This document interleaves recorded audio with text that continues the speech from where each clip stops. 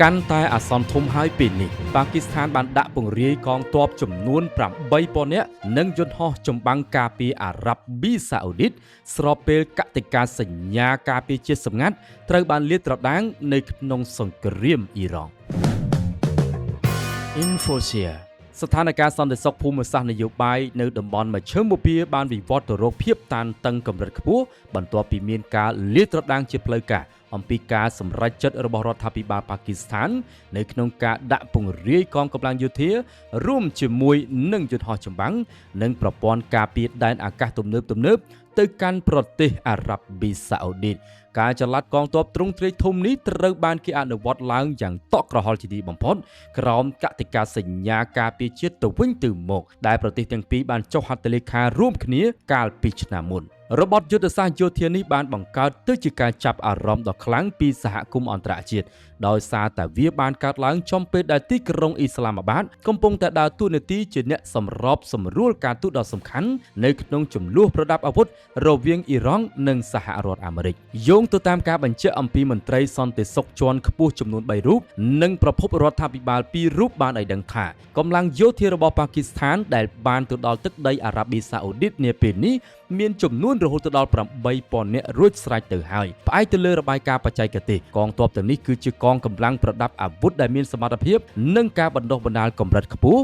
មិនមែនជាការបញ្ជូនទៅនៅក្នុងលក្ខខណ្ឌនិមិត្តរូបនោះឡើយដោយពួកគេមានភារកិច្ចយុទ្ធសាស្ត្រនៅក្នុងការគ្រប់គ្រងនិងការការពារប្រព័ន្ធយោធារបស់អារ៉ាប់ប៊ីសាអូឌីតភ្លាមៗប្រសិនបើអាណាចក្រប្រេងមួយនេះរងការវាយប្រហារបន្ថែមពីសំណាក់ប្រទេសអ៊ីរ៉ង់ទាក់ទិនទៅនឹងការចុះផ្សាយព័ត៌មាននេះទាំងសេនាធិការកងទ័ពនិងក្រសួងការបរទេសរបស់ប៉ាគីស្ថានរួមទាំងការិយាល័យព័ត៌មានរដ្ឋាភិបាលអារ៉ាប់ប៊ីសាអូឌីតមិនទាន់បានចេញសេចក្តីថ្លែងការណ៍ឆ្លើយតបជាផ្លូវការនៅឡើយទេជាបន្តបន្ទាប់ពីការដាក់ពង្រាយកងកម្លាំងនេះព័ត៌មានលម្អិតនៃកិច្ចព្រមព្រៀងការពារជាតិរវាងទីក្រុងអ៊ីស្លាមាបាតនិងទីក្រុងរីយ៉ាតត្រូវបានបង្ហាញជាសាធារណៈបើទោះបីជាលក្ខខណ្ឌបច្ចេកទេសនិងខ្លឹមសារទាំងស្រុងនៃកតិកាសញ្ញានេះត្រូវបានរក្សាជាការសម្ងាត់បំផុតយ៉ាងណាក៏ដោយក៏ប៉ុន្តែខ្លឹមសារគោលតម្រូវឲ្យប្រទេសទាំងពីរចូលរួមអន្តរាគមន៍យោធារួមគ្នាការពារទៅវិញទៅមកនៅក្នុងករណីដែលមានការវាយប្រហារពីខាងក្រៅទៅលើទឹកដីនៃភាគីណាមួយលើពីនេះរដ្ឋមន្ត្រីក្រសួងការពារជាតិរបស់ប៉ាគីស្ថាន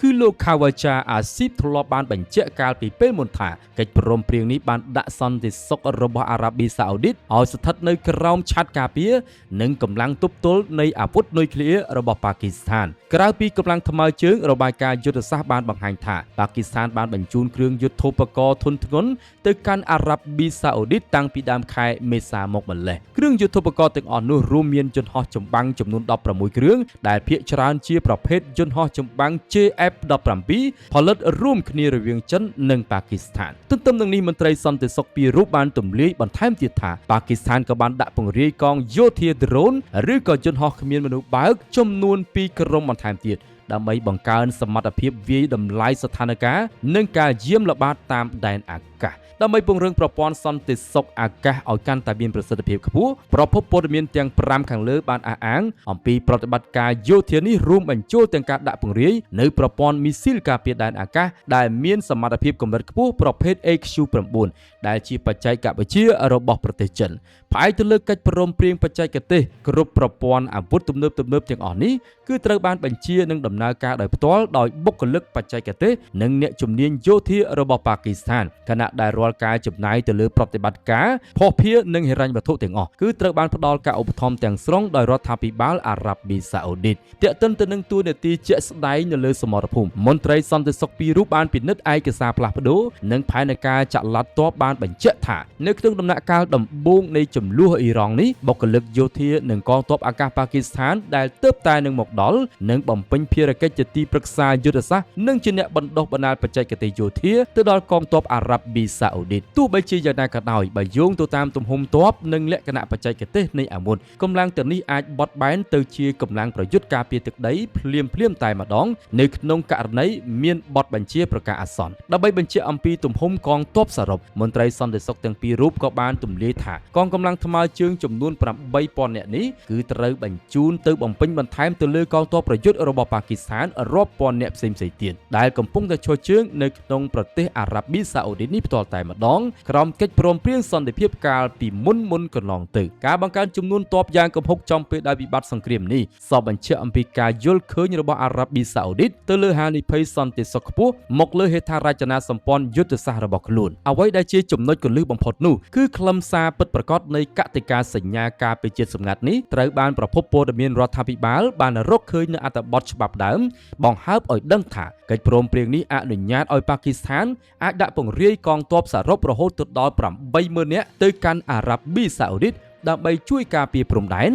រួមគ្នាជាមួយនឹងកងកម្លាំងអារ៉ាប៊ីសាអូឌីតបន្ថែមលើនេះមន្ត្រីសន្តិសុខពីររូបទៀតបានបញ្ជាក់ថាផែនការយុទ្ធសាស្ត្រនេះក៏រួមបញ្ចូលទាំងការចល័តនាវាចម្បាំងនានារបស់ប៉ាគីស្ថានផងដែរបើទោះបីជាទីភ្នាក់ងារសារព័ត៌មានអន្តរជាតិធំមិនទាន់អាចបញ្ជាក់បានថាមាននាវាចម្បាំងណាខ្លះដែលបានទៅដល់កំពង់ផែអារ៉ាប៊ីសាអូឌីតហើយឬយ៉ាងណាក៏ដោយផ្អែកទៅលើការវាយតម្លៃផ្នែកយោធាទំហំនិងសមត្ថភាពនៃការដាក់ពង្រាយយោធារបស់ប៉ាគីស្ថានលើកនេះទាំងយន្តហោះចម្បាំងប្រព័ន្ធការពារដែនអាកាសនិងកងទ័ពរាប់ពាន់នាក់គឺមានលក្ខណៈគ្រប់គ្រាន់នៅក្នុងការសន្និដ្ឋានថាវាគឺជាការចល័តទ័ពនៅក្នុងកម្រិតយុទ្ធសាស្ត្រការពារជាតិពេញលេញនិងត្រៀមប្រយុទ្ធពិតប្រាកដមិនមែនគ្រាន់តែជាបេសកកម្មទូតជានិមិត្តរូប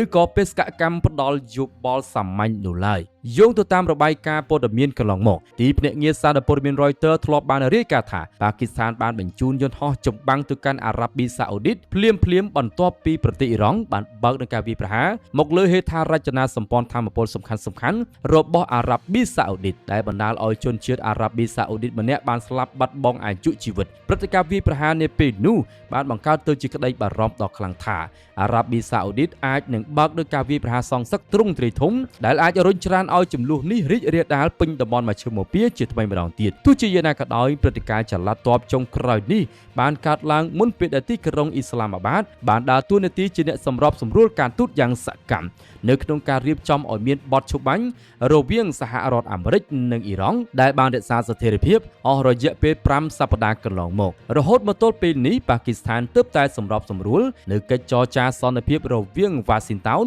និងតេហេរ៉ង់បានចំនួន1ជុំប៉ុណ្ណោះហើយទោះបីជាមានគម្រោងចរចាជុំបន្ទាប់ទៀតក៏ដោយក៏ត្រូវបានភាគីទាំងពីរលុបចោលទៅវិញចាប់តាំងពីពេលនោះមកទីភ្នាក់ងារសារព័ត៌មាន Reuters ក៏បានរាយការណ៍ថាអារ៉ាប៊ីសាអូឌីតបានបើកនឹងការវាយប្រហារយោធាជាសម្ងាត់ជាច្រើនលើកទៅលើប្រទេសអ៊ីរ៉ង់ដើម្បីការវាយបកសងសឹកចំពោះនឹងការវាយប្រហារលើទឹកដីរបស់ខ្លួនកាលពីពេលកន្លងទៅទោះបីជាយ៉ាងណាក៏ដោយទំនាក់ទំនងយោធារវាងប្រទេសទាំងពីរគឺផ្អែកទៅលើការដោះដូរផលប្រយោជន៍យុទ្ធសាស្ត្ររវាងសមត្ថភាពការពារជាតិនិងស្ថិរភាពសេដ្ឋកិច្ចប្រទេសប៉ាគីស្ថានផ្ដល់ការគាំទ្រផ្នែកកម្លាំងយោធាការបណ្ដុះបណ្ដាលនិងទីប្រឹក្សាយុទ្ធសាស្ត្រកម្រិតខ្ពស់ទៅដល់អារ៉ាប៊ីសាអូឌីតជាយូរមកហើយខណៈដែលរដ្ឋាភិបាលទីក្រុងរីយ៉ាតតែងតែផ្ដល់ជំនួយហិរញ្ញវត្ថុនិងកញ្ចប់ថវិកាជួយសង្គ្រោះសេដ្ឋកិច្ចទៅដល់ទីក្រុងអ៊ីស្លាមាបាតម្ដងហើយម្ដងទៀតនៅក្នុងកំឡុងពេលដែលប៉ាគីស្ថានបានជួបទៅនឹងវិបត្តិសេដ្ឋកិច្ចដែលធ្វើឲ្យសម្ព័ន្ធភាពយោធាមួយនេះកាន់តែមានលក្ខណៈរឹងមាំនៅក្នុងរបបសន្តិសុខ